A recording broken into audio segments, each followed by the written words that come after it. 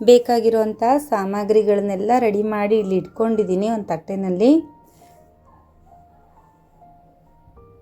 ನೋಡಿ, ಹಸಿ ತೆಂಗಿನಕಾಯಿನ ಇಟ್ಕೊಂಡಿದ್ದೀನಿ, ಅದನ್ನು ರುಬ್ಕೋಬೇಕು. ಹಾಗೆ ಗೋಡಂಬಿ ಕೂಡ ಇಟ್ಕೊಂಡಿದ್ದೀನಿ, ಪುದೀನ, ಕೊತ್ತಂಬರಿ ಸೊಪ್ಪು, 4-5 ಹಸಿಮೆಣಸಿನ್ಕಾಯಿ, ಶುಂಠಿ, ಬೆಳ್ಳುಳ್ಳಿ ಜಜ್ಜಿಟ್ಕೊಂಡಿದ್ದೀನಿ. ಹಾಗೆ ಗರಂ ಮಸಾಲ, ಮರಾಠಿ ಮೊಗ್ಗು, ಜೀರಿಗೆ, ಸೋಂಪು, ಪಲಾವ್ ಪತ್ತ, ಚಕ್ಕೆ, ಲವಂಗ, ಯಾಲಕ್ಕಿ, ಒಂದು ಬಟ್ಲಲ್ಲಿ ಬೆಣ್ಣೆ, ಇದನ್ನೆಲ್ಲ ನಾನು ರೆಡಿ ಮಾಡಿ ಇಟ್ಕೊಂಡಿದ್ದೀನಿ.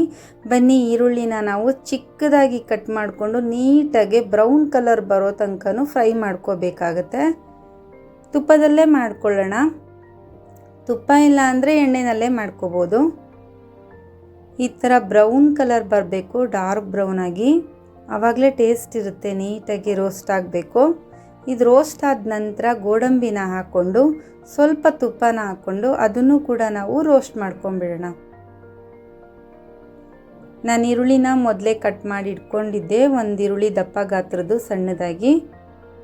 ಈ ರೀತಿ ನಾವು ಗೋಡಂಬಿನ ತುಪ್ಪದಲ್ಲಿ ನೀಟಾಗಿ ಫ್ರೈ ಮಾಡ್ಕೊಳ್ಳೋದ್ರಿಂದ ತುಪ್ಪದ ಫ್ಲೇವರು ಅನ್ನಕ್ಕೆ ಹೋಗಿ ತುಂಬಾ ಟೇಸ್ಟಿಯಾಗಿರುತ್ತೆ. ಒಂದು 30 ರೂಪಾಯಿದು ಚಿಕ್ಕ ಪಾಕೆಟ್ ತುಪ್ಪ ಆದರೂ ತೊಗೋಬೋದು, GRB ಅಥವಾ ಕೃಷ್ಣ, ನಿಮ್ಗೆ ಯಾವ್ದು ಇಷ್ಟ ಆಗುತ್ತೆ ಅದನ್ನು ನೀವು ತೊಗೋಬೋದು. ತುಪ್ಪ ಬೇಡ ಅಂದವರು ಎಣ್ಣೆನಲ್ಲೇ ಇದನ್ನು ನೀಟಾಗಿ ಫ್ರೈ ಮಾಡ್ಕೋಬೋದು.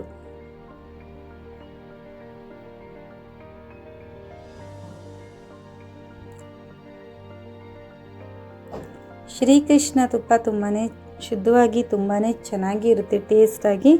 ನಾನು ಅದೇ ತುಪ್ಪದಲ್ಲಿ ಮಾಡ್ತಾ ಇರೋವಂಥದ್ದು. ನೋಡಿ, ಇವಾಗ ಕ್ಲೀನಾಗಿ ರೋಸ್ಟ್ ಆಗಿದೆ. ನಾನು ಗ್ಯಾಸ್ ಸ್ಟವ್ನ ಆಫ್ ಮಾಡಿಕೊಂಡು ಒಂದು ತಟ್ಟೆನಲ್ಲಿ ಇದನ್ನು ಹಾಕ್ಕೊಂಬಿಡ್ತೀನಿ. ನೋಡಿ, ಈಗ ನಾನು ತೋರಿಸಿರೋವಂಥ ಮಸಾಲೆ ಪದಾರ್ಥಗಳನ್ನೆಲ್ಲ ಬಳಸಿ ಗೀ ರೈಸ್ ಮಾಡ್ತೀನಿ. ಈಗ ಮೀಡಿಯಮ್ ಫ್ಲೇಮ್ನಲ್ಲೇ ನಾನು ಸ್ಟವ್ನ ಆನ್ ಮಾಡಿಕೊಂಡು ಒಂದು 2-3 ಸ್ಪೂನಷ್ಟು ತುಪ್ಪನ ಹಾಕ್ಕೊಂಡು, ಸ್ವಲ್ಪ ಬೆಣ್ಣೆ ಇದ್ದರೆ ಬೆಣ್ಣೆನೂ ಕೂಡ ಹಾಕ್ಕೊಳ್ಳಿ. ನಮ್ಮಲ್ಲಿ ಬೆಣ್ಣೆ ಇತ್ತು, ನಾನು ಹಾಕ್ಕೊಂಡಿದ್ದೀನಿ. ತುಪ್ಪ ಬೆಣ್ಣೆ ಎರಡೂ ನಾನಿಲ್ಲಿ ನೀಟಾಗಿ ಕರಗಿಸ್ಕೊಂಡ್ಬಿಡ್ತೀನಿ ಬಾಣಲಿನಲ್ಲಿ. ಬರೀ ತುಪ್ಪ ಇದ್ದರೆ ತುಪ್ಪದಲ್ಲೇ ಮಾಡ್ಕೊಳ್ಳಿ, ಏನು ತೊಂದರೆ ಇಲ್ಲ. ಈಗ ಮಸಾಲ ಪದಾರ್ಥಗಳು ಎಲ್ಲದನ್ನೂ ನಾನಿಲ್ಲಿ ಹಾಕ್ಕೋತಾ ಇದ್ದೀನಿ. ನೋಡಿ, ತೋರಿಸಿರೋ ಅಂಥ ಮಸಾಲೆ ಪದಾರ್ಥಗಳು: ಪಲಾವ್ ಪತ್ತ, ಮರಾಠಿ ಮೊಗ್ಗು, ಕೇಸರಿ ದಳ, ಚಕ್ಕೆ, ಲವಂಗ, ಸೋಂಪು, ಇದೆಲ್ಲ ನಾನು ತುಪ್ಪದಲ್ಲೇ ಫ್ರೈ ಮಾಡ್ಕೊಂಡ್ಬಿಡ್ತೀನಿ.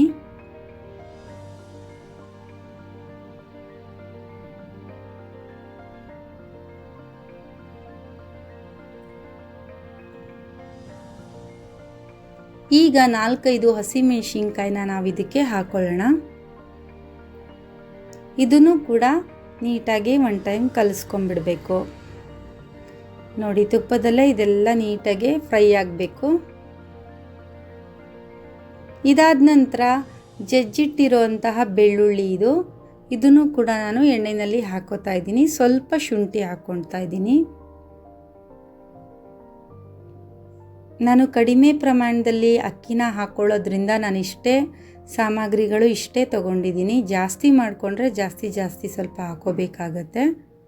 1 ಲೋಟ ಅಕ್ಕಿನ ನಾನಿಲ್ಲಿ ಹಾಕ್ಕೋತಾ ಇರೋದು.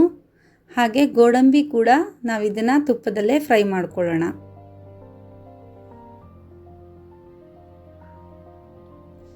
ಇದೆಲ್ಲ ತುಪ್ಪದಲ್ಲಿ ಲೈಟಾಗಿ ಫ್ರೈ ಆಗಬೇಕಾಗತ್ತೆ.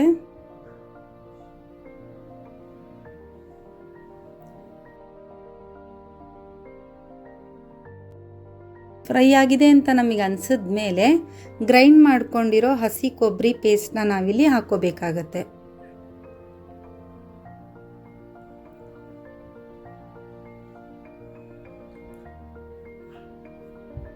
ನೋಡಿ, ತೆಂಗಿನಕಾಯಿನ ನಾನು ಮಿಕ್ಸಿ ಜಾರ್ ಮಾಡಿ ಇಟ್ಕೊಂಡಿದ್ದೆ. ಇದನ್ನು ನಾನು ಹಾಕ್ಕೊಂಡು ಕ್ಲೀನಾಗೆ ಹಸಿ ವಾಸನೆ ಹೋಗೋ ತನಕ ಕಲಿಸ್ಕೊಂಡ್ಬಿಡ್ತೀನಿ. ಒಂದು ಲೈಟಾಗೆ ಇದು ನಾವು ಮಿಕ್ಸ್ ಮಾಡಿಕೊಂಡು ನೀಟಾಗೆ ನೀರು ಹಾಕ್ಕೊಂಡ್ಬಿಡ್ಬೇಕಾಗತ್ತೆ. ಒಂದಿಷ್ಟು ನೀರನ್ನು ನಾನಿಲ್ಲಿ ಸೇರಿಸಿದ್ದೀನಿ. ಈಗ 1-2 ಸ್ಪೂನ್ ಉಪ್ಪನ್ನು ನಾನು ಸೇರಿಸ್ತಾ ಇದ್ದೀನಿ. ನೋಡಿ, ಮತ್ತು ನೀರನ್ನ ನೋಡ್ಕೊಂಡು ಹಾಕಬೇಕಾಗತ್ತೆ. 1 ಲೋಟ ಅಕ್ಕಿಗೆ 1 ಲೋಟ ನೀರು, ಅಥವಾ ಜಾಸ್ತಿ ಅಂದರೆ 2 ಲೋಟ ನೀರು ಹಾಕ್ಕೊಂಡ್ರೂ ಸಾಕು. ಈಗ ಇದು ಕ್ಲೀನಾಗೆ ಮಿಕ್ಸ್ ಮಾಡ್ಕೊಂಬಿಡೋಣ.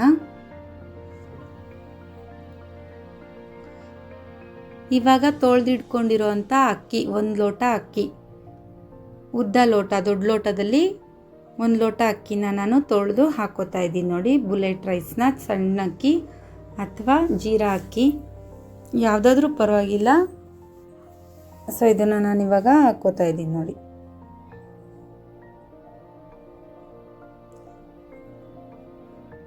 ಈ ರೀತಿ ಹಾಕ್ಕೊಂಡು ಅಕ್ಕಿನ ನಾವು ಕ್ಲೀನಾಗೆ ಮಿಕ್ಸ್ ಮಾಡ್ಕೊಬಿಡಬೇಕು.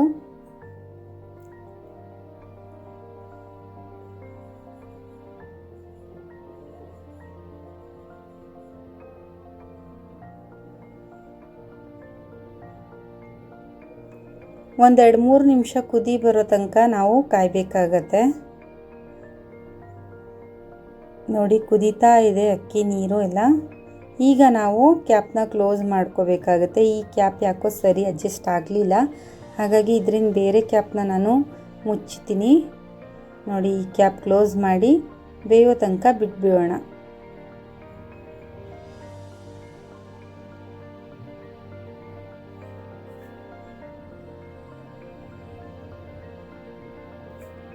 ಒಂದು ಹಂಚ್ ಮೇಲೆ ಈರುಳ್ಳಿನ ಸಣ್ಣದಾಗಿ ಕಟ್ ಮಾಡಿ ಇಟ್ಕೊಂಡಿದ್ದೆ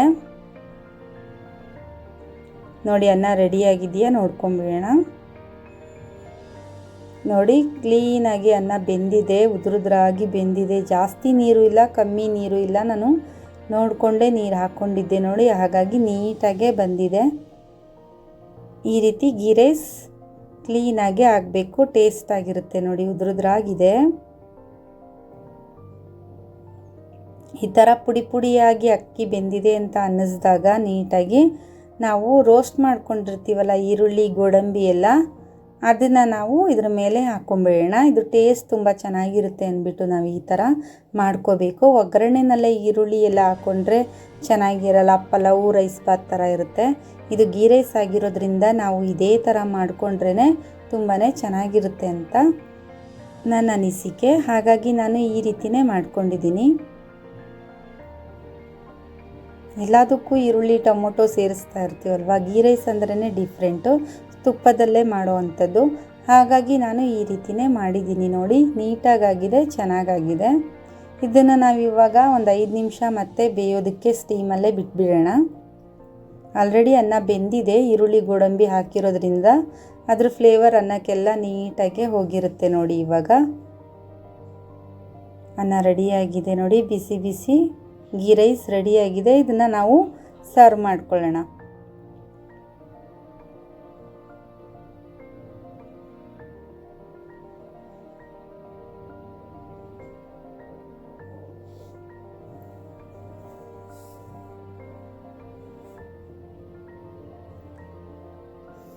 ಈ ರೀತಿ ನೀವು ಮಾಡ್ಕೊಳ್ಳೋದ್ರಿಂದ ಬೇಗನೆ ಆಗುತ್ತೆ, ತುಂಬ ರಿಸ್ಕ್ ಅಂತ ಏನೂ ಅನಿಸಲ್ಲ, ತುಂಬಾ ಚೆನ್ನಾಗೂ ಇರುತ್ತೆ. ಇದಕ್ಕೆ ನಾವು ಬಟಾಣಿ ಕಾಳು, ಆಲೂಗಡ್ಡೆ ಹಾಕಿ ಕುರ್ಮಾ ಮಾಡ್ಬೋದು, ಅಥವಾ ಚಿಕನ್ ಮಟನ್ ಫ್ರೈ ಥರ ಮಾಡ್ಕೊಂಡು ತಿನ್ಬೋದು. ತುಂಬಾ ಟೇಸ್ಟಿಯಾಗಿರುತ್ತೆ, ಚೆನ್ನಾಗಿರುತ್ತೆ.